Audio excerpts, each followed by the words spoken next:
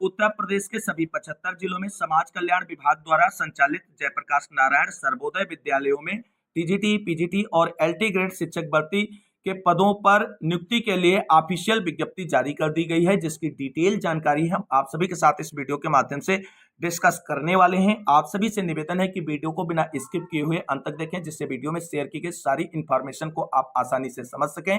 और अगर आप भर्ती से संबंधित शैक्षिक तथा अन्य एलिजिबिलिटी क्राइटेरिया को फुलफिल करते हैं तो आप इसके लिए आवेदन कर सकते हैं। वीडियो में आगे बढ़ने से पहले छोटी सी रिक्वेस्ट है, प्लीज वीडियो को लाइक करें, दोस्तों में शेयर करें। जितने भाई बहन चैनल पर पहली बार विजिट करें और अभी तक चैनल से नहीं जुड़े तो प्लीज चैनल को सब्सक्राइब करके बेल आइकन जरूर दबा लें आगे की लेटेस्ट और ऑफिशियल अपडेट पाने के लिए। तो आइए दोस्तों शुरू करते हैं। उत्तर प्रदेश समाज कल्याण विभाग द्वारा संचालित जयप्रकाश नारायण सर्वोदय विद्यालयों में विभिन्न पदों के लिए निकाली गई भर्ती से संबंधित ऑफिशियल विज्ञप्ति की A to Z जानकारी का यह वीडियो। तो दोस्तों यहां पर आप सभी लोग देख सकते हैं ऑफिशियल विज्ञप्ति आप सभी के सामने है, जो निदेशालय समाज कल्याण विभाग उत्तर प्रदेश की तरफ से 3 जून को जारी की गई है। समस्त मंडली संयुक्त या उप निदेशक समाज कल्याण उत्तर प्रदेश को यह पत्र जारी कर दिया गया है। विषय है समाज कल्याण विभाग द्वारा संचालित जयप्रकाश नारायण सर्वोदय विद्यालयों में अंशकालिक शिक्षकों के रिक्त पदों को भरे जाने के संबंध में। यहाँ पर आप सभी लोग देख सकते हैं पूरी डिटेल जानकारी मेंशन की गई है, पत्रांक संख्या वगैरह। और जयप्रकाश नारायण जो सर्वोदय विद्यालय हैं उनमें अंशकालिक शिक्षकों को प्रति कालखंड में मानदेय के आधार पर रखे जाने का अनुरोध किया गया है। तत्क्रम में शासन के पत्र संख्या, यहाँ पर पत्र संख्या मेंशन 21/3/2025 द्वारा जयप्रकाश नारायण सर्वोदय विद्यालय में अंशकालिक शिक्षकों को प्रति कालखंड में मानदेय के आधार पर रखे जाने के संबंध में अनुमति प्रदान की गई। इस संबंध में अवगत कराना है कि निदेशालय स्तर से विज्ञापन प्रकाशित कर दिया गया है, जिसमें ऑनलाइन आवेदन करने की प्रारंभिक तिथि 6 जून है तथा आवेदन फॉर्म भरने की अंतिम तिथि 16 जून निर्धारित है तथा आपकी अध्यक्षता में गठित समिति द्वारा विद्यालय में रिक्त शिक्षकों के पदों को भरे जाने की कार्रवाई जनपदवार की जानी है। अतः उक्त के परिप्रेक्ष्य में अंशकालिक शिक्षक भर्ती की कार्रवाई निर्धारित समय सारणी के अंतर्गत पूर्ण कर सूचना निदेशालय को उपलब्ध कराना सुनिश्चित करें। प्रशांत कुमार, निदेशक समाज कल्याण विभाग उत्तर प्रदेश की तरफ से यह पत्र संबंधित अधिकारियों को भर्ती प्रक्रिया पूरी कराने के परिप्रेक्ष्य में जारी कर दिया गया है, यानी ऑफिशियल विज्ञप्ति जारी कर दी गई है। अब दोस्तों यहां पर हम बात करते हैं जो भर्तियां निकाली गई हैं उनकी शैक्षिक योग्यताओं और सब्जेक्ट वाइज डिटेल जानकारी के बारे में। समाज कल्याण विभाग द्वारा संचालित जयप्रकाश नारायण सर्वोदय विद्यालयों में शैक्षिक सत्र 2025-26 के लिए अतिथि या अंशकालिक शिक्षकों को इम्पैनल्ड के संबंध में दिशा निर्देश। यहाँ पर सबसे पहले आप सभी लोग देख सकते हैं अंशकालिक अतिथि या अतिथि प्रवक्ता की शैक्षिक योग्यताएं, यानी जो प्रवक्ता के पदों पर भर्ती निकाली गई है जिन सब्जेक्ट के लिए उसकी शैक्षिक योग्यताएं जानते हैं यहाँ पर। तो सबसे पहले आप सभी लोग देख सकते हैं प्रवक्ता है, तो यहाँ पर जो अनिवार्य अर्हता है उसमें सबसे पहला पॉइंट क्या है, भारत में विधि द्वारा स्थापित किसी विश्वविद्यालय से कम 50% अंकों के साथ संबंधित विषय में स्नातकोत्तर उपाधि होनी चाहिए। यानी जिस विषय के लिए आप प्रवक्ता पद पर आवेदन फॉर्म अप्लाई करना चाहते हैं उस विषय में आपका पीजी 50% अंकों के साथ कंप्लीट होना चाहिए। जैसे आपने एमए किया है या एमएससी किया है और उसमें 50% आपके अंक है संबंधित विषय में, तो आप आवेदन कर सकते हैं। और यहाँ पर एक इंपॉर्टेंट बात है कि सभी विषयों के लिए बीएड अनिवार्य है, ये चीज आपको यहाँ पर ध्यान रखनी है। तो हिंदी के लिए हिंदी प्लस बीएड होना चाहिए, अंग्रेजी के लिए अंग्रेजी प्लस बीएड होना चाहिए। पीजी की बात की जा रही है क्योंकि प्रवक्ता के पदों पर भर्ती की हम शैक्षिक योग्यताएं डिस्कस कर रहे हैं। गणित के लिए गणित प्लस बीएड होना चाहिए। भौतिक विज्ञान के लिए भौतिक विज्ञान, इलेक्ट्रॉनिक्स भौतिकी, नाभिकीय भौतिक विज्ञान प्लस बीएड होना चाहिए। रसायन विज्ञान के लिए रसायन विज्ञान या साथ में बीएड होना चाहिए। जीव विज्ञान के लिए अगर आप आवेदन करना चाहते हैं तो वनस्पति विज्ञान या जंतु विज्ञान प्लस बीएड होना चाहिए। भूगोल के लिए अगर आप आवेदन करना चाहते हैं तो भूगोल प्लस बीएड होना चाहिए। राजनीति शास्त्र या नागरिक शास्त्र के लिए अगर आप आवेदन करना चाहते हैं तो राजनीति शास्त्र या नागरिक शास्त्र के साथ साथ बीएड आपके पास होना चाहिए। इतिहास विषय के लिए अगर आप आवेदन करना चाहते हैं तो इतिहास विषय के साथ साथ आपके पास बीएड होना चाहिए। यहाँ पर कंप्यूटर प्रयोक्ता पीजीटी के लिए कई शैक्षिक योग्यताएं मेंशन की गई हैं और ये सारी शैक्षिक योग्यताएं आपको पूरी ऑफिशियल डिटेल विज्ञप्ति मिल जाएगी टेलीग्राम चैनल पर, जिसका लिंक वीडियो के डिस्क्रिप्शन में, उसे चेकआउट कर लें।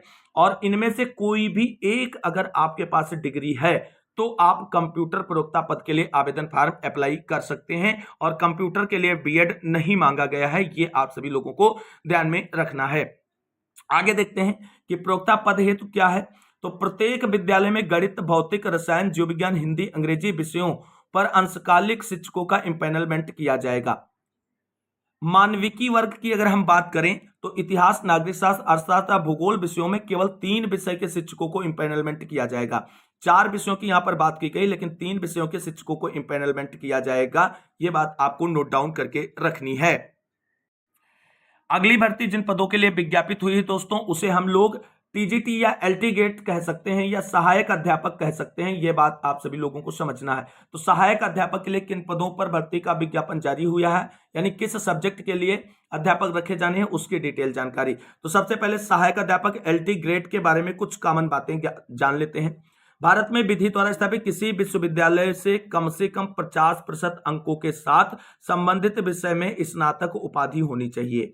यानी जो एलटी ग्रेड या सहायक अध्यापक के लिए आवेदन करना चाहते हैं, उनके पास 50% अंकों के साथ स्नातक यानी ग्रेजुएट की डिग्री होनी चाहिए। दूसरा पॉइंट है, भारत में विधि द्वारा स्थापित किसी विश्वविद्यालय से शिक्षा शास्त्र यानी बीएड की उपाधि होनी चाहिए, यानी बीएड होना चाहिए। तो यह ध्यान रखना, संबंधित विषय में ग्रेजुएट होना चाहिए, इसके साथ बीएड भी मस्ट है। उच्च प्राथमिक स्तर की टीटी या सीटीटी की भी अर्हता होनी चाहिए, यानी अपर प्राइमरी लेवल का यूपी टेट या सीटेट आपको क्वालिफाई होना चाहिए। इसके साथ साथ अंग्रेजी और हिंदी माध्यम में शिक्षण में दक्षता आपके पास होनी चाहिए। ये कोई इंपॉर्टेंट पॉइंट नहीं, लेकिन ऊपर के 3 इंपॉर्टेंट पॉइंट हैं, उसके अतिरिक्त आप आवेदन नहीं कर पाएंगे। अब यहाँ पर सब्जेक्ट वाइज बात कर लेते हैं।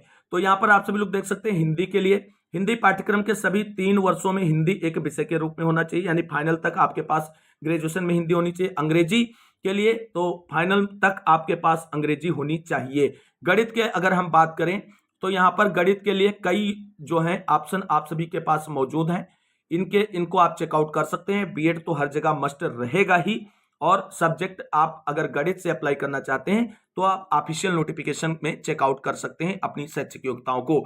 फिर विज्ञान के लिए भी आप सभी लोग देख सकते हैं, वनस्पति विज्ञान, जंतु विज्ञान और रसायन विज्ञान, यहाँ तीनों सब्जेक्ट की बात की गई है। उम्मीदवार को स्नातक स्तर की पढ़ाई के सभी 3 वर्षों के दौरान वनस्पति विज्ञान, जंतु विज्ञान और रसायन विज्ञान का अध्ययन करना चाहिए, यह बात ध्यान रखना है। दूसरा पॉइंट है, उम्मीदवार ऐसे विश्वविद्यालयों के मामले में जो स्नातक के अंतिम वर्ष में केवल 2 विषयों की व्यवस्था करते हैं, उम्मीदवार को परीक्षा के अंतिम वर्ष में वनस्पति विज्ञान एवं जंतु विज्ञान, रसायन विज्ञान में से 2 विषयों में से किसी एक का अध्ययन करना चाहिए, और सभी 3 विषयों अर्थात वनस्पति विज्ञान, जंतु विज्ञान एवं रसायन विज्ञान का स्नातक प्रथम एवं द्वितीय वर्ष में अध्ययन करना चाहिए। ऑनर्स डिग्री के मामले में उम्मीदवार ने पाठ्यक्रम के पहले और दूसरे वर्ष में उपयुक्त 3 विषयों में से किसी 2 विषयों का अध्ययन किया होना चाहिए। सामाजिक विज्ञान के लिए अगर हम बात करें यहाँ पर, तो आप सभी लोग देख सकते हैं, उम्मीदवार को स्नातक स्तर पर निम्नलिखित संयोजनों में से किसी 2 विषयों का अध्ययन करना चाहिए। इतिहास के साथ भूगोल, अर्थशास्त्र या राजनीति विज्ञान में से कोई 2 सब्जेक्ट आपके पास होने चाहिए, या भूगोल के साथ इतिहास, अर्थशास्त्र या राजनीति विज्ञान। दूसरे शब्दों में उम्मीदवार को इतिहास, भूगोल, अर्थशास्त्र और राजनीति विज्ञान में से किसी 2 विषयों का अध्ययन करना चाहिए, जिससे एक इतिहास या भूगोल होना चाहिए, यानी इतिहास या भूगोल मस्ट होना चाहिए। उपरोक्त अनुसार इतिहास, भूगोल स्नातक में 3 वर्षों के लिए अध्ययन किया जाना चाहिए। इसके साथ साथ इतिहास में ऑनर्स डिग्री वगैरह सारा कुछ यहाँ पर मेंशन है, आप सभी लोग डिटेल में चेक करेंगे, क्योंकि सारे पॉइंट मेंशन करने पर बहुत बड़ी वीडियो हो जाएगी। सहायक अध्यापक पद है, तो अन्य जो बातें हैं उसके बारे में अगर हम बात करें तो प्रत्येक विद्यालय में विज्ञान, गणित, अंग्रेजी, हिंदी, सामाजिक विज्ञान, व्यायाम शिक्षकों को इंपैनलमेंट करना आवश्यक है इस विज्ञप्ति के अनुसार। अगर हम बात करें व्यायाम शिक्षक के लिए, तो मान्यता प्राप्त विश्वविद्यालय अथवा संस्थान से शारीरिक शिक्षा में डिग्री यानी बीपीएड होना चाहिए, या डिप्लोमा के रूप में डीपीएड भी अगर आपने कर रखा है तो आप आवेदन कर सकते हैं। आयु की बात अगर हम करें तो आयु काउंटेशन क्या है, तो संबंधित अतिथि प्रवक्ता या सहायक अध्यापक है तो न्यूनतम आयु 21 वर्ष तथा अधिकतम आयु 60 वर्ष जो है निर्धारित की गई है, यानी 60 वर्ष से अधिक नहीं होना चाहिए। सेवानिवृत्त प्रवक्ताओं, सहायक अध्यापकों हेतु 68 वर्ष यहाँ पर मेंशन किया गया है। चयन प्रक्रिया की बात अगर हम करें तो सेवानिवृत्त अध्यापक जो राज्य सरकार के विद्यालय, केंद्रीय विद्यालय, नवोदय विद्यालय में यूपी बोर्ड या सीबीएसई बोर्ड में अध्यापन कार्य किए हों, उनको संबंधित विषय के लिए अतिथि प्रवक्ता या सहायक अध्यापक के रूप में रखा जा सकता है। ऐसे रखे जाने वाले अध्यापक शारीरिक तथा मानसिक रूप से अध्यापन कार्य करने में सक्षम हों तथा आवासीय विद्यालयों में कार्य करने हेतु इच्छुक हों, वरीयता प्रदान की जाएगी। अगला पॉइंट है, संबंधित अतिथि प्रवक्ता या सहायक अध्यापक को आवश्यकता अनुसार निर्धारित समय अवधि के लिए ही रखा जाएगा। अतिथि प्रवक्ता या सहायक अध्यापक का इंपैनलमेंट कार्यात्मक आवश्यकता के आधार पर किया जाएगा। प्रवक्ता या सहायक अध्यापक को विषयवार पैनल हेतु साक्षात्कार के माध्यम से चयन किया जाएगा। अतिथि प्रवक्ताओं या सहायक अध्यापकों के लिए निम्न अनुसार चयन प्रक्रिया अपनाई जाएगी। सिलेक्शन प्रोसेस क्या होगा उसके बारे में बात करते हैं।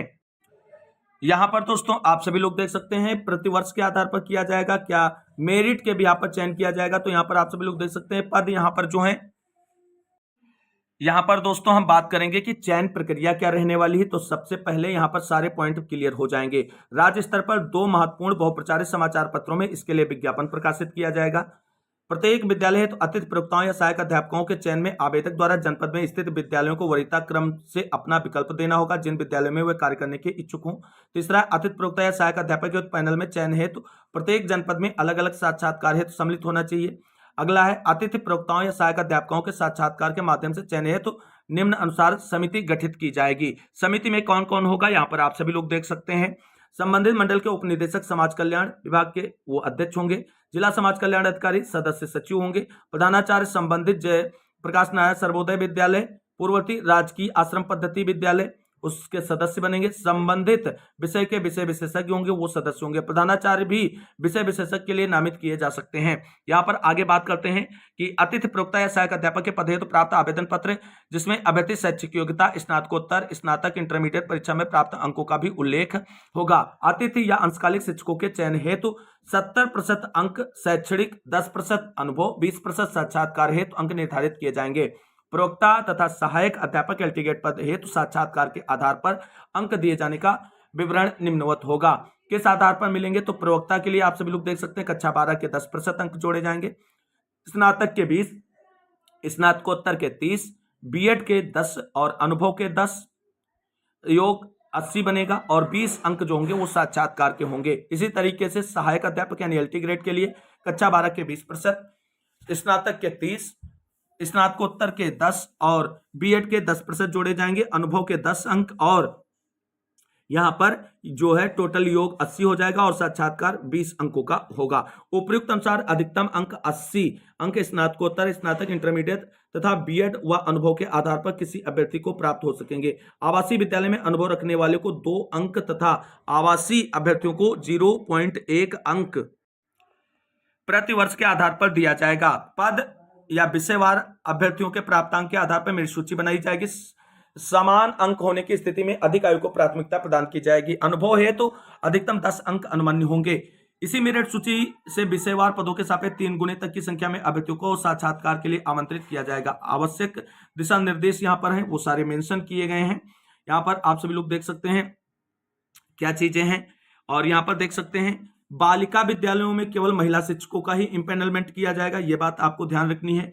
अतिथि प्रवक्ता या सहायक अध्यापक के अध्यापन कार्य के घंटे नियमित प्रवक्ताओं या सहायक अध्यापकों के लिए निर्धारित पीरियड के अनुसार होंगे। ये सारे डिटेल यहाँ पर आप चेकआउट कर सकते हैं और ये इंपैनलमेंट 1 साल के लिए किया जा रहा है, सत्र 2025 के लिए। यहाँ पर आप सभी लोग मानदेय की अगर हम बात करें तो आप सभी लोग देख सकते हैं अतिथि प्रवक्ता को 320 रुपए प्रति पीरियड तथा अतिथि अध्यापक हेतु 300 रुपए प्रति पीरियड का भुगतान अनुमन्य होगा। अतिथि प्रवक्ता सहायक अध्यापक को 1 दिवस में अधिकतम 5 पीरियड ही दिया जा सकता है।